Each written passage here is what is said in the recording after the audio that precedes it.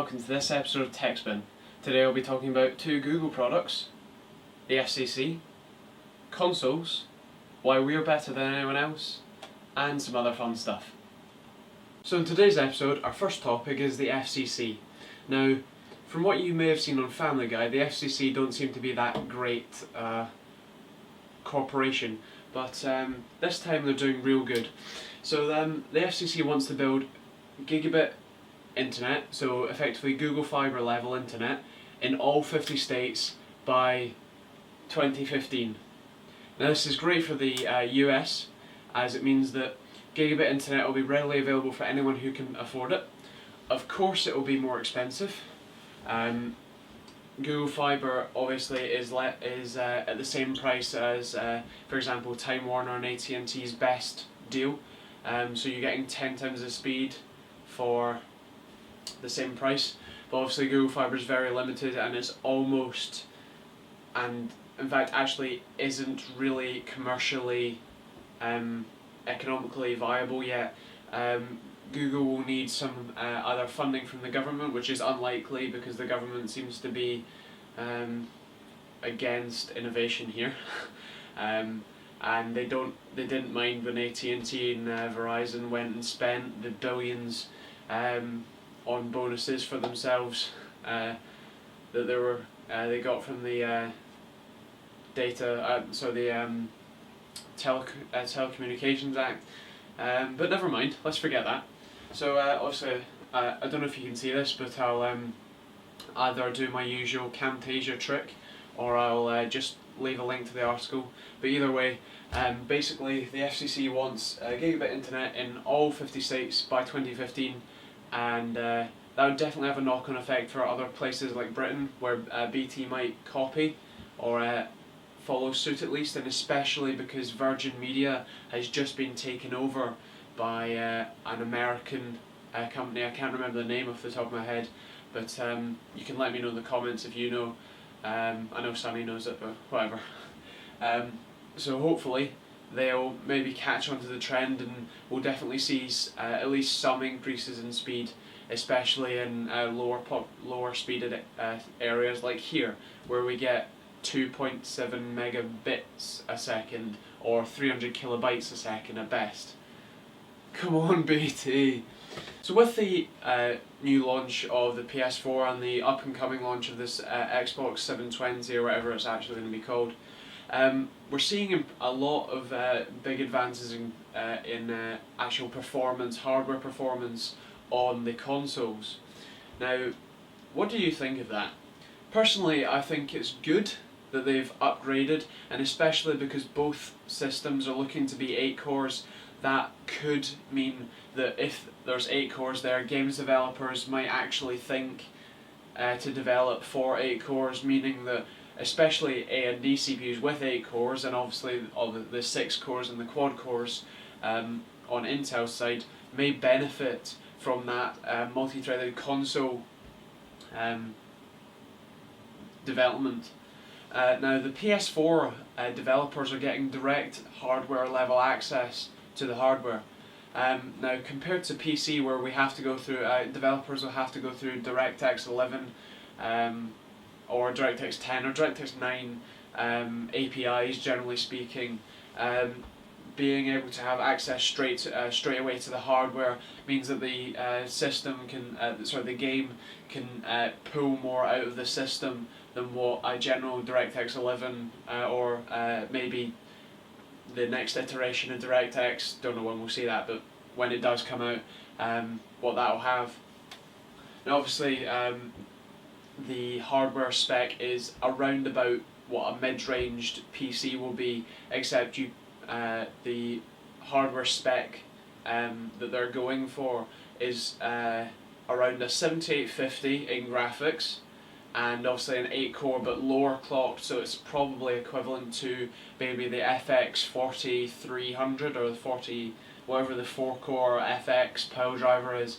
It's probably equivalent to that, because it's a 1.6 gigahertz Jaguar processor in the PS4. Now, one of the best things about the new Xbox and the new PlayStation is that they're x86 finally. So that means that there'll be even better style console ports because of the same architecture. Developers might actually start developing for PC first, then just input the Xbox or PS3 APIs into the game, and then they can have a PC version, and then just a literal, so instead of a console port where the game was developed for consoles and then just had the DirectX 11 or DirectX 9 API just sort of pushed onto the side so it runs on Windows, you might actually start seeing some games where they're PC ported to consoles, which will be fantastic because that means that the games will actually start to really push hardware, which will obviously mean an increase in people buying hardware, which means that the hardware manufacturers like AMD, Nvidia, Intel will all have to really work hard to get the best possible card. Now, before I move on to a very good linking segment to that, I also quickly talk about the advantages of x86. So the advantage of x86 is that we will have emulators very shortly. So basically, I expect to see an Xbox 720 emulator and a PS4 emulator about a month, maybe two, after they're actually the consoles physically released. I wouldn't be surprised. I think they will be, and I think that it'll be fantastic for PC users because they'll be able to run an emulator. Actually, if you want to be legit, buy the game, rip the disc, then run that ISO in your emulator. You're legit, and you get to play PS4 games or Xbox games on your PC. Obviously, you may need to buy a PS4 controller and then use USB or Bluetooth to actually play the game, but I'm sure that there will be console maps for a keyboard and mouse, and that'd probably be easy enough to do as well.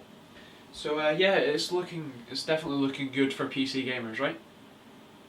Now, a linking segment to the GPU part was I was going to talk about anyway, is the GTX Titan. This is the new Nvidia graphics card, and while I would love to have one in my hands right now to say we will be reviewing this in the next day, we don't have one.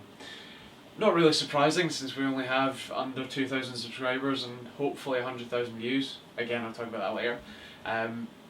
But if anyone feels like, if anyone from any companies are watching our videos, I really hope you are, then feel free to give us a Titan.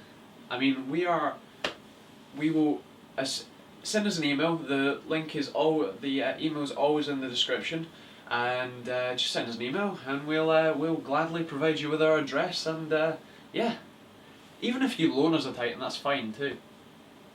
But no, a bit more information about the Titan. Basically it's almost the same performance as a 690. In fact, it's basically a really beast card. It's got 6 gigs of GDDR5, so that's perfect for ultra high res gaming. So like 3 2560 screens in like whatever Nvidia Surround in 3D. You can do that. Get 2 Titans, SLI them. Wow. I can't wait to say the Titan X2 is what it's probably going to be called. But I don't know if that's even going to be possible. You'd probably actually need the 2 PCI lanes. But no, the Titan is 6 gigs of DDR5 RAM. It's a hench, amazing core. I can't remember how many transistors it is, but I think, off the top of my head, I think it's 7.1 billion transistors, right? Now think, a 680 is 3.4, a 690 is 3.4 times 2, so that's 6.8, so it has more transistors than a 690, right? Again, if you want to send us a 690, you can do that, but yeah, wow. it's a powerful card. The only reviews so far that I've seen are Linus's, because that's the only one that I can actually like see. But if anyone else does have a review, I will be looking at them shortly, because the Titan is pretty awesome, and if I could afford to an SLI, oh god, I'd have them. They are just amazing. So the first Google product we'll be talking about quickly is the Google Glass. Now I've got two stories for this, but they'll all be sort of incorporated into one. The first one is that a Verge editor, or the Verge in America, an editor from the Verge went and tried on, that's him there, he went and tried on the glasses, Google Glass, and if I've talked about Google Glass before, but basically what it is, it's a pair, band, sort of, like imagine your glasses but take out the lenses, and then there's a little eyepiece that goes about here, and it's got a massive camera and a good microphone. There's a button that says glass on the side, and then you've got a battery pack at the back, and it's all nicely sort of weighted and stuff. And as you can see here, or I'll probably put the same picture up on the screen, maybe, I don't know. You can get prescription versions where it actually looks awesome. Like, if I can afford one when they come out, I want to get one. But yeah, he basically spent his whole time a day at Google's headquarters with the Google Glass, and you can basically instructed to do stuff for you. So it's got a pretty nice camera on it, so you can hit the button, say OK Glass, record a video, and it will record a video until you say OK Glass, stop, or stop recording, or whatever. Or you can say OK Glass, take a picture. It seems that all commands are started with OK Glass, and then a pause, and then you say the command. Obviously I haven't tried it myself, but it seems to be that that's what you need to do. Now obviously all of these are still sort of prototypes. These may not be perfectly representative of the final product, but well, it looks pretty cool. One of the better things one of the things that I'd rather see is it on as incorporated into the actual glasses, so it's a screen on the glass of your glasses, so you can have a pair of sunglasses with a screen on the glass, and then maybe the camera just sort of jutting out slightly out of the frame. But that, in general, this looks a bit weird, but if it became a style feature like the iPhone has, it would really take off. And I think if they get it right, they get the price right, and they market it right, I'm gonna call it that it's gonna change technology. We're in a race to get stuff smaller at the moment, and in that race we're getting more and more awesome technology like Google Glass. So that's it comes in different colours, and I think it's meant to basically like link to your smartphone in your pocket or something, so it doesn't have that much memory built into it. I think. Obviously it's still a prototype, so I'm just sort of guessing half of this stuff, but yeah, that was the first idea, so that a massive camera and two massive boards on a pair of glasses, but they seem to work out the actual display quite quickly. There's a full video on this page, again I'll link you to it, but it's decided to move itself. There you go.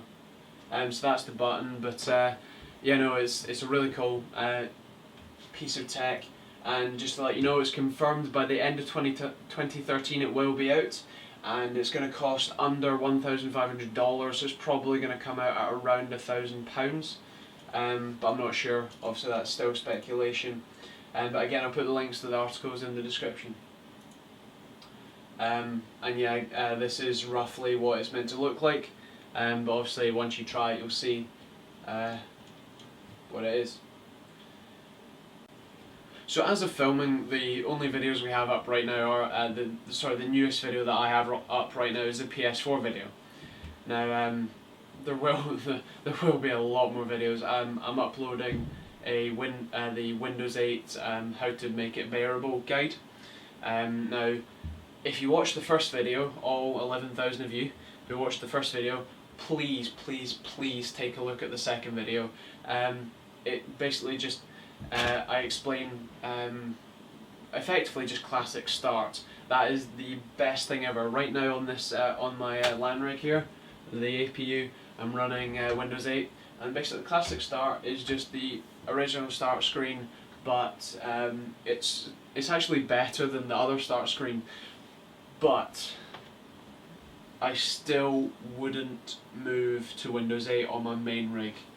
This is fine because I don't use this much. This is sort of like maybe a workstation, sort of like if I want to type something out that I can't be bothered to type on my Black Widow where it'll click a lot and make a lot of noise or something, I can just come over here, you know, relax, just type whatever I need out, type an email out, you know, I've got screens so I can maybe like watch a YouTube video while typing, you know, basic stuff. But for my main rig, I'm gonna stick to 7 for the conceivable future, although obviously things change. But yeah, we've got loads of videos. I've just built a APU A10, funnily enough, A10 5800K. I don't have the processor here or the PC. PC's in Scotland, but I have the box, if that counts. But yeah, I did a full unboxing and review, and I just need to wrap that up, and then I'll edit that together for you, and then that'll be done. And then there is 1, 2, 3, 4, 5, 6, at least 7 videos I think that need to be either edited, stuff added to, or you know, some other stuff done to them, voiceovered or something like that. So over the next few weeks they will be sort of trickling out. I'm hoping to get at least maybe 2 of them fully edited by sort of the middle of this week coming, and yeah, have a look out for those. If you're watching this in the future, have a look back at some of the older videos. They're especially the videos that when we started. So have a look at the differences between like camera quality, mic quality, and how we've progressed, because we plan to keep on doing this for a while. So maybe in another year, when we're 2 years old, the channel, not us, we're not 2, if you didn't guess that. But when the channel's 2 years old, have a look back, see when you first joined, see when you first subscribed, and then have a look at the quality of the videos there to the quality of the videos now. I think it will have changed a lot. I know that I've changed a lot. My camera and my shotgun mic has obviously changed. I'm hoping that my lighting will shortly change, but no, definitely keep a lookout for any new videos, and have a look at some of our older ones too. One of the videos, just quickly pointing out, is a how to kill your console video. So this should still apply after the PS4 comes out, but obviously there will be renewed hardware and stuff like that. But basically I talk about, I show you all the parts that you need to build a console killing PC. And there are some additions to that. You can obviously you can always add stuff to a PC. That's the magic of a PC. But basically it's an APU, like this is an A830 870K. The console killing PC is a A10 5800K. But obviously by the time that the video like actually gets anywhere, it will probably end up being, there'll be another 1 or 2 generations of APUs out. But hey ho, you should enjoy that, and hopefully it will help us get a bit more attention. Who knows? So the anniversary of the channel is on the 28th of February, which I will assure you the video will be up. This video will be up by the 24th. So by the 25th. So in 3 days, if you watch the video when it's first launched, will be our 10-year anniversary, 1 year anniversary, and we're hoping if YouTube doesn't play us up anymore, because YouTube decided that all privatised videos, all the views wouldn't be publicly counted anymore, which I guess is right, but it's not, you know, it doesn't help us, because we've had a lot of videos that have been like uploaded and just were awful, or we've looked back and actually gone, well, nobody watches those, and they weren't really that good anyway, so we'll privatise them. Or we've had videos that, like my first Vertex 4 review, when I uploaded it, Vertex 4 is there by the way, the box at least, the SSD's down there. Yeah, when the Vertex 4 review first went up, it didn't have any thumbnails, but it already had 500 views, so I privatised it and we still got the 500 views, but we pretty much lost 4,000 views, which sucks. So yeah, it's not something that we like, really. So hopefully, according to my mobile app, we're on 99,500, but we're hoping to publicly, as in like check on the website, youtube.com/TechteamGB, and see 100,000 by the 10th of February, sorry, the 28th of February. Please help us do that. Watch as many of the videos as you can, watch them as many times as you want. Honestly, it's free. It can only take you 5 seconds per view if you really want to, but we prefer you did actually watch all the videos. But yeah, no, please just watch through some of our older videos if you haven't already. According to my phone right now, we have 99,788 views. So if you guys can help us push 100,000 on the website, so if I refresh this, it will currently say we have about 96 to 97,000 roughly. Wait till it actually refreshes would be good. So it currently says we have 96,584, although of course that will change by the time you watch this, but help us get to 100,000, please. It's free, it'll only take you 5 minutes, just to give us a hand. Don't forget to like all the videos as well, because that helps. And yeah, wish us a happy anniversary. And we're gonna try and do something epic, but you know, we'll give it a shot. So while I drop the remote, don't forget to comment, rate, subscribe. Thanks for watching this episode of Techspin, and we'll see you all next time.